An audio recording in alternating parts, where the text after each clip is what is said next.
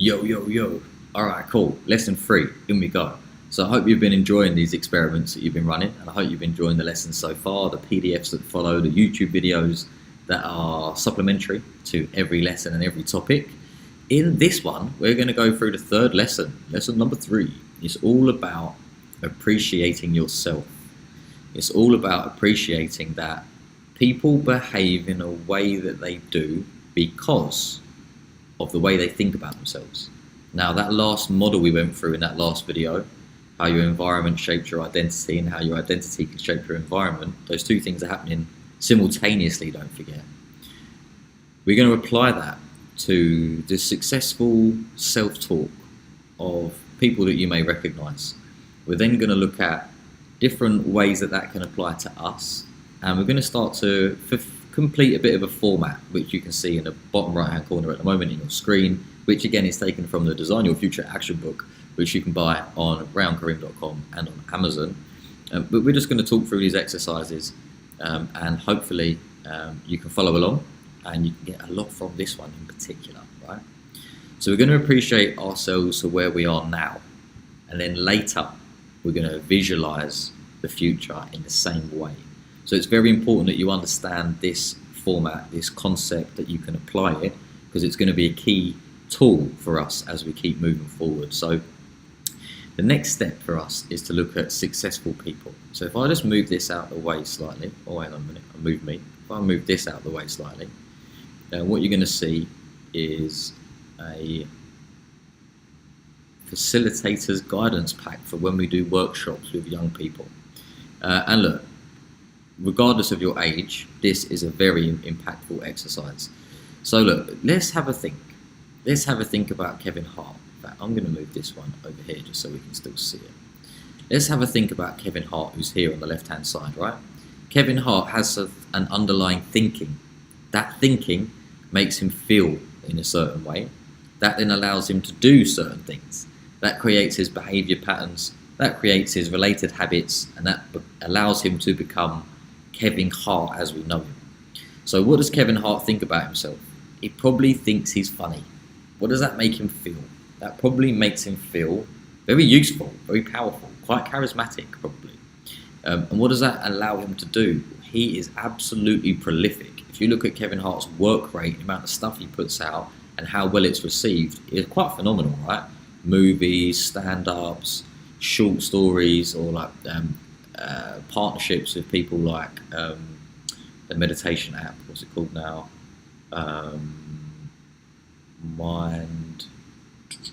Can't remember. Oh, that's going to bug me. I have to try and find it. I'll have to find it. Maybe it will come to me as we go through this video anyway, right? But he did a really good partnership with an app that's really good to learn meditation on. I've completely forgotten the name of. And as you're using the app, you can use it to run or to jog or to just sit. He's talking you through ways of being mindful. Anyway, so how can someone like Kevin Hart be that person? How can he bring that into the world? It's purely because of his underlying thinking, right? That's because of his self-talk. That's because of the way that he sees himself. To get there, what did he need? He needed experience. He needed to not be scared of failure. He needed to be willing to experiment. And eventually he's built up so much memory muscle, so much learning, so much experience from his conscious experiments of trying stand-up, that he's now become Kevin Hart, the person that you know, the famous guy, probably millionaire, nearly, I don't know how much money he's got, maybe billionaire, but also someone who just consistently brings joy and happiness into other people's worlds because of his core strength as a comedian. And that's something all those people have got in common, right? Oprah and Ed Sheeran's the same. They bring joy and happiness into the people's lives. As a result, they've got very wealthy. So there's a bit of a secret here, right? The more that you can think selflessly about how you can help other people, the more the world around you materially and immaterially rewards you. So for someone like Oprah, what does she think? What does she feel? What's she doing? As a result, what's her behavior patterns? What's her related habits that come with that way of thinking and way of being? And you can apply that same logic to Ed Sheeran too, a musical creator. But we're not here just to focus on them, are we? We're here to focus on you. So hopefully we've proved the point just metaphorically through speaking that how we think impacts how we feel, which impacts what we do, which impacts the behaviours that we stay consistent with, which then ultimately impacts our habits, because it's our consistent behaviour that will allow us to create really healthy habits. So that's what we need to think about, right? We did a little bit of this earlier when we was in the second lesson, and now we are in lesson number 4. So in lesson number 4, we're going to start to really have a think about, no we're not, we're in lesson number 3 I believe, actually, Ryan. So here's what we're going to do. We are going to go into the thinking. So what I want you to do, just have a quick brain dump. What's your age? You know that, right? You know your age. How do you see your gender? Write that down, however you see it. Even if you're genderless, or however you see it, write that down. And then draw a little circle for a head, circle for a body. Give yourself a plaque, write your name underneath it. And then let's think about and write down in thinking, what are the regular decisions, questions, and future events? What are the deep thoughts that you have right now? Write them down. I want to learn how to. I don't think I'm good at. I am awesome at. I love these moments. I am funny. I am confident. I am brave. I am bold. I am charismatic. I am loving. I am caring. What's your I ams, right? What are you thinking? Write them down.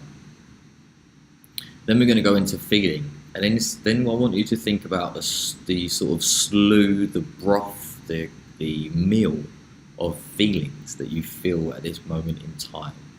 So are you feeling excited? Are you feeling anxious? Are you feeling upset? Are you feeling enlightened? Are you feeling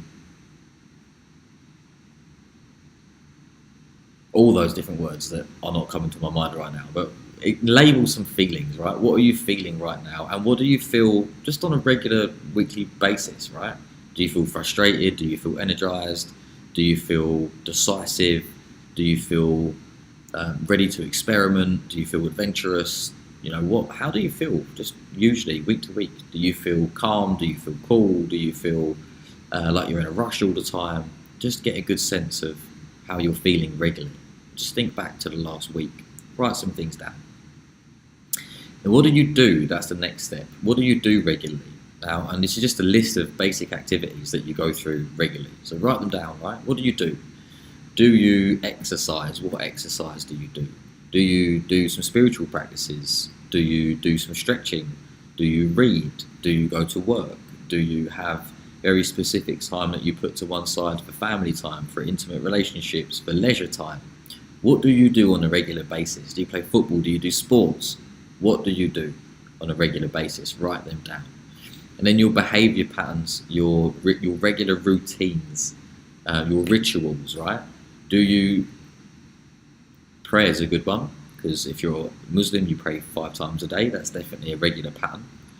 If you play football on a Sunday morning, that's a regular pattern. If you go to your family house every Tuesday evening and make sure you have a meal with them, that's a regular behaviour pattern. If you go to the pub every Friday and you get super drunk, that's a regular behaviour pattern. If you have a wind down the day usual routine, right? Some people, they come home, they have a bottle of wine, they smoke something, you know, whatever it is.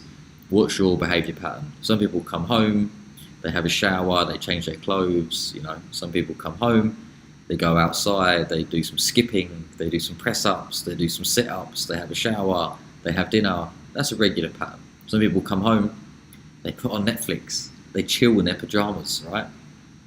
Everyone's different. What are your regular patterns of behaviour? And then what are your related habits? So what do you do every day consistently? So are you someone who exercises daily? Do you pray daily? Do you smoke cigarettes daily? Are you drinking daily? Are you smoking cannabis daily? Are you speaking to loved ones, sending loving messages to people that you care about every day?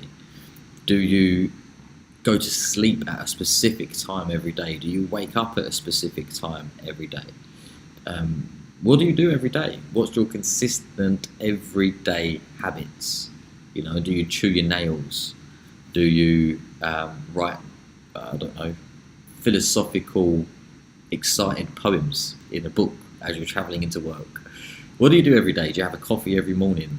Do you have lunch at a specific time? Do you always have a cigarette after you have lunch? Like what are your consistent habits that you do every day routinely? Great. And now we want to figure out, how would you define your current impact? How that sequence of thoughts, feelings, doings, behavior patterns and habits impact your current life experience. Ultimately what we're saying is, what's the sum of all of that? If we added all of that together, what do we get? What's the current outcome of all of that stuff coming together on your current experience in life? Now this is powerful because we're looking at the interconnectedness now of our thoughts, our feelings, what we do, our behavior and our habits. We're looking at how they intertwine, and we're looking at how they intertwine to give us an overall sense of well-being. So it's very important. Just write a sentence or two or a paragraph or 5 pages, whatever you feel inspired to do. But just write down now how you would describe your current experience of life.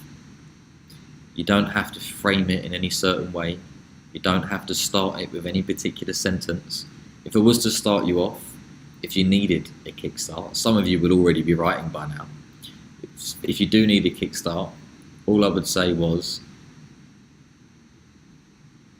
when I reflect on the last exercise, my current experience of life is one that makes me think, makes me feel, that allows me to do, that means I have this behavior pattern, which means I then choose these habits, and overall on reflection, I am very proud of myself. I am feeling that with one small improvement, I could make a massive impact on the whole life, way that I feel this life that we live. What's the outcome of all of those things coming together? How do you feel right now? Do you have lots of energy? Do you have not so much energy? What is it? What is your current life experience? How would you describe it? What's the impact of all of those things coming together? This one can be a tough one, so feel free to watch the video back again, go through it slowly. Feel free to watch the YouTube videos that are below and then come back to this particular video and exercise, and feel free to just do it a few times on a bit of paper, right? Just scribble it out. No one's judging, no one's watching. You can use as much paper as you want, and you can get rid of the paper afterwards if you really desire, right? So it's all good. This is just for you. This is your personal quiet time, just to start getting a sense of where you are now.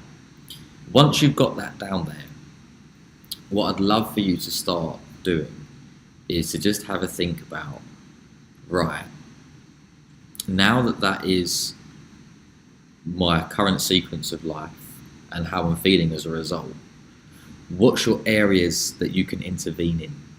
So are you going to deliberately challenge your thinking on a particular subject, find a higher truth, a more powerful truth, and allow that to then change the way you feel, change the choices you make and the things that you do, and allow that to shape your behavior and your habits? Or are you going to just tackle straight in at new behavior patterns?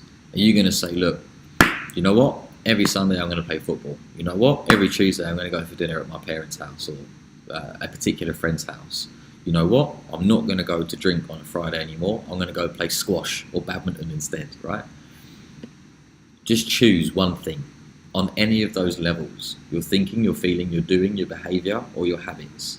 Choose any level and choose one thing, just one thing, that you're going to consciously do. As always, choose when you're going to learn by. So write a date down. Are you going to give yourselves 3 weeks for this? I would suggest you do. Give yourselves 3 weeks of solid, undisturbed focus where you're really trying to embed one new thing that will impact your whole entire life experience. Try it out. Let's see what happens as a result. I guarantee you it will be positive, it will be powerful, and you will learn a lot from it. That being said, we're going to stop this video here. Enjoy the PDFs that complement it, enjoy the YouTube videos that complement this lesson, and I'll see you in what is actually lesson 4.